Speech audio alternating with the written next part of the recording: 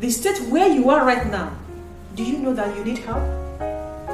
Because if you don't know that you need help, then you will not be willing to do anything. All those things can be taken away. All those things can be lost. In the midst of everything, if you lose everything today, who are you? Welcome to Beauty for Ashes with Funke. Today we have another interesting topic which we have called Defining You. Now what do we mean by that? I would like to ask you this question today. Who are you? That's the question we are trying to answer. Who are you? Ask yourself, who am I? Now for some people, you may try by saying, this is my name, this is what I do, I'm an engineer. You can even tell us maybe your weight, or your height, your nationality. Now, what if I tell you that define yourself, but not in reference to your family, to your occupation, to your business, to your achievements in life? What will you say? What if I tell you that I don't want you to define yourself in relation to your nationality, your skin color, not even your educational background, not your certificate? What will you say? And what if I tell you again, I don't want you to define yourself in reference to your height, to your weight, in reference to your hobbies? What will you say? Who are you? Many times when we want to define ourselves, we find ourselves referencing our career, educational background, family. I'm the son of this, I'm the wife of that. What if you are not married to that man or that woman? Who will you be? If you are not from that family, who will you be? If you are not in that career, who will you be?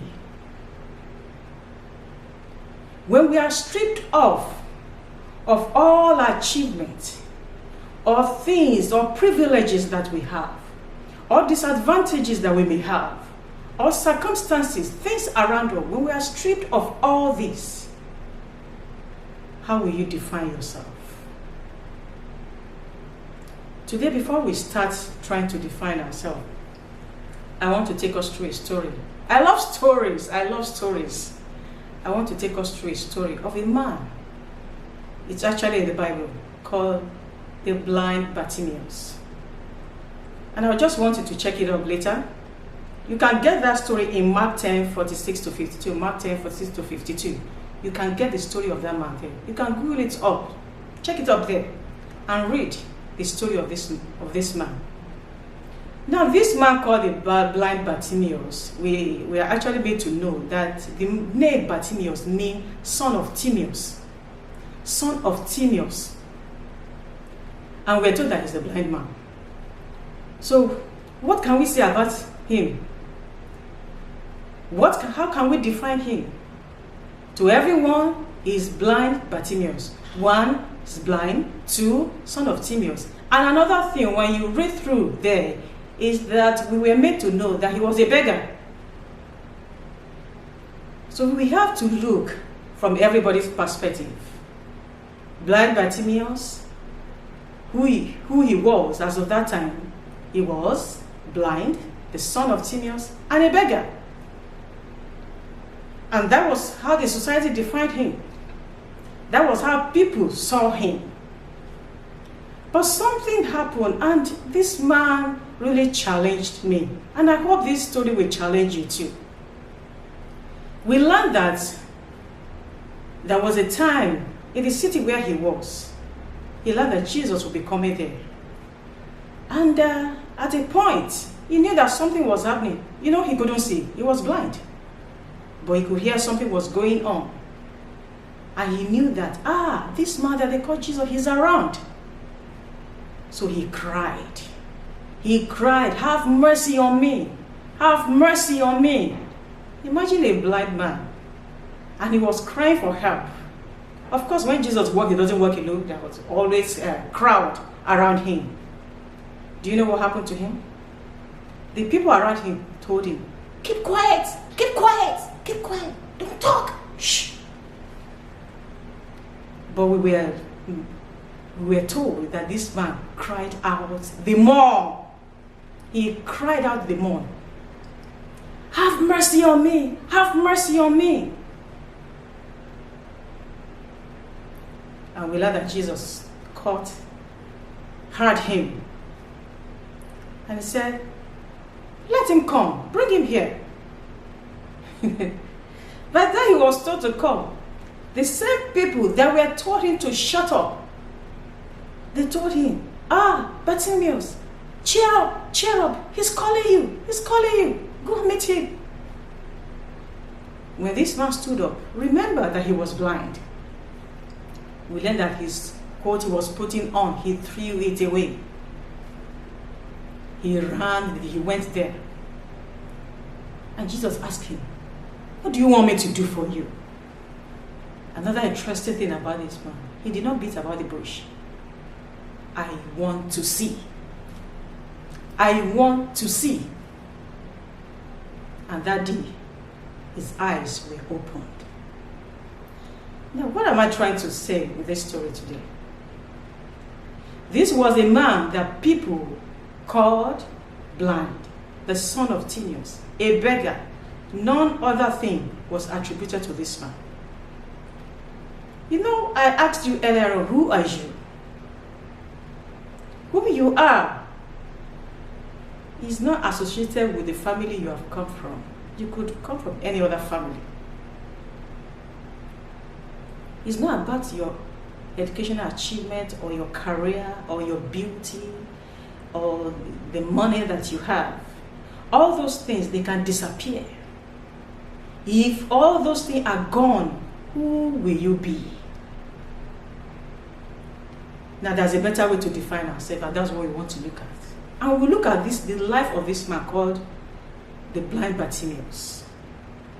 The people could define him in three ways: blind, son of Timaeus, a beggar. But we are going to see who this man really was. The first thing I want to say about him, we could see it in the life of this man, that he was a diligent man. We were told that he was at the spot where he was begging. He was begging. He was not lazy. Begging was not the best thing he could do, but you know, in most times, that's what the people in his kind of status, that's what they would do. He was not at home sleeping, idling. He was still going out to fetch for his daily living. He was diligent.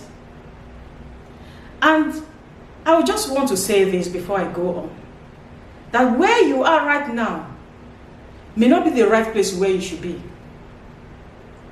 It may not be whom you really are.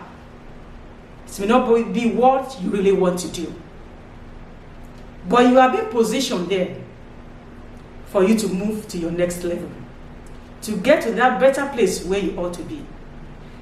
And another thing we need to learn about this man, he was there begging. He was not lazy. He was trying to do something. But something is this about this man. He has an inquisitive mind. I believe he must have asked, what is going on? And they would have told him, have you not heard? That man called Jesus is here. He's going to be here. The man asked the right question. What is going on? Who is coming? Who is he? And I believe because he has asked questions, he got to know that this man has been going around doing miracles, healing the sick. So, wow, so that is it. Then I think I have a chance. And you know, an inquisitive mind cannot be void of knowledge. When you have an inquisitive mind, you want to know things. You want to dig deep into things. It helps your learning. It helps your knowledge. And because this man was so inquisitive, he became a knowledgeable man. Remember, he was blind. He was a beggar. But he was knowledgeable to know that somebody that has a solution to my problem is here. I believe Bartimaeus was not the only blind man in that city. There were other beggars in that city. But how many of them took advantage of the opportunity that was presented to them? This man was knowledgeable. He was blind but was knowledgeable. He knew that this person, to have an encounter with him is not ordinary. I better make use of this opportunity that I have. So he was a knowledgeable man. We will say that he was informed. Okay? And another thing I want us to get from here is that this man was determined. Determined. Whatever it takes for me to get that which I'm supposed to get today, I'm going to get it. He was determined. And that was why when people were telling him, keep quiet, keep quiet, the man did not listen to them. He cried out the more. He was a determined man. And you know, once you are determined about your purpose in life, nothing can stop you. Nothing can stop you. And something that's so amazing about this man was that he was a man of vision. Though physically blind, but he was a man of insight. He could see, he has vision into the future. What is your vision? The man was blind. He was a beggar. But he did not allow that situation, the circumstance in which he has found himself, to hold it down. He told himself, no, I can be more than this. He could see into the future and know that whatever it takes for me to get my sight, I'm going to get it. Nothing is going to stop me. He was a man of vision. He has insight, despite that his physical sight was not there. So it tells me that whatever may be your disadvantage, whatever may be your disability, is not enough to hold your back to the ground. This man refused to be limited. And what we need to know about this man again is that he was a man with a voice. He has a voice and he knew it. I have a voice. People told him, keep quiet. Don't say anything again. I believe he would have said to himself, I have this voice. I may not be able to see physically, but I have this voice and I'm going to make use of it. He cried out the more. Where is your voice? He knew he has a voice. He has a message. He has a request, a plea, and he made it known. He did not allow the people to shut him up. Where is your voice? And something again, this man is a man of character. He was so humble. He just cried out, Jesus, have mercy on me. He cried out for mercy. He was humble. He knew he needed help. He was not arrogant. He was not proud. He was humble. He was a humble man. Though blind, a beggar, we don't even know his actual name, son of Timaeus. People have kind of thrown away his identity. His real him has been discarded. But the man said, I know who I am. Though this may be what you are using to define me now, but I know who I am. And another thing I will tell you about blind Bartimaeus was that he was focused. He did not allow the side thoughts of the people to distract him. When he wanted to run to go and meet the master, we learned that his clothes, the clothes he was wearing, maybe that one was causing a kind of hindrance for him. He threw it away. He was focused. He did not allow distraction. He did not allow hindrances to stop him. He was a focused man. he was really a focused man. And another thing again, when he was asked, Jesus asked him, what do you want me to do for you? He went straight to the point. I want to see. I want to see.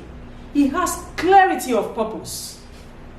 He has clarity of purpose. Do you have clarity of your own purpose? And when he asked, he was so bold about it. Why? Because he was a man of vision, a man of clarity, a man of purpose, and he was bold. He knew what he wanted.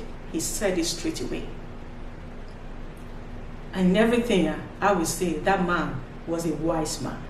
Why did I say that?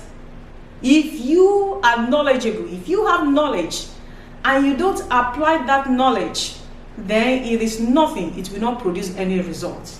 This man, because he has an inquisitive mind, he was knowledgeable, he is well informed, he has asked questions, he has answers, he got all these things and he put them into action, which got him results.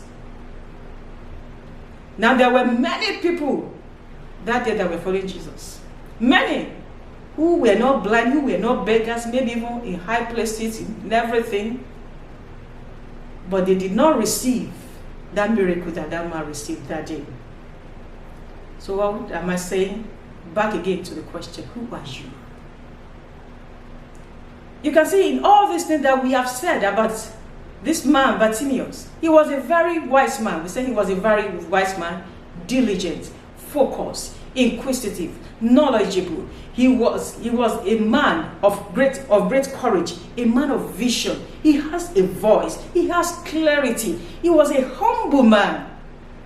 These are the things that defines Bartimaeus. Despite that the people could not see it, the society could not see it. They didn't see him that way. But this man was more than the three words used to describe him: blind, son of Timaeus, and a beggar. So that's why I'm asking you once again, who are you? Today you need to settle that question. You need to think deeply, who are you? And do not define yourself in relation to your family, your background. I'm the son of this. My father is this. He's very rich. My father has a company. That's not what we are talking about. Thank God for those privileges. But who are you? If everything you have now, your achievement, or whatever you think you have, is taken away from you, who are you? It is who you are that helped you, that you put into action to get whatever achievement that you have in life. It is not your achievement that defines who you are. Because, like I said earlier on, all those things can be taken away. All those things can be lost. In the midst of everything, if you lose everything today, who are you? When all these things are gone, what you have left in the inside of you, those values, those attributes in you, they are really who you are. So today, think about it and redefine yourself. Because when you are able to define yourself, then you are able to stand for purpose.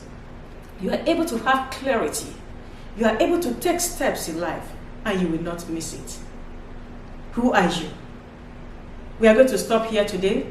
We'll continue again. So watch out for the second part of this. And please do not keep this to yourself alone. Share it to people. Like it. Subscribe on the YouTube. And you'll be glad you did. Once again, my name is Funke Adeni Ibrahim. And in whatever you do, please be good and godly. God bless you. I will see you again another time. Thank you. Bye.